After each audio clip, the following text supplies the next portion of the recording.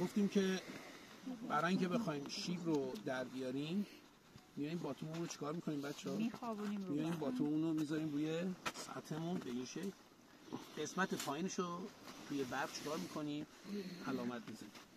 بدون اینکه هیچ پوزیشنی در تغییری در پوزیشن باتوم قرار بدیم، این رو از روی زمین روی سخنه بلندش به این شکل.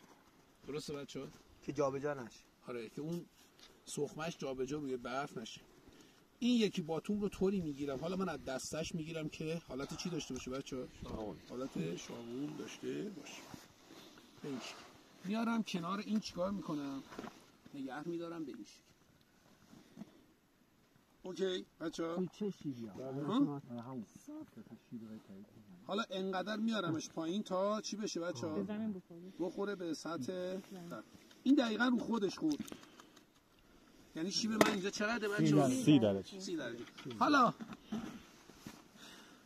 این نوک سخمه ممکنه یه ذره بره توی برف، یه ذره دستم جابجا بشه. هر کدوم از اینا ممکنه یه مقدار این درجه رو چیکار کنه؟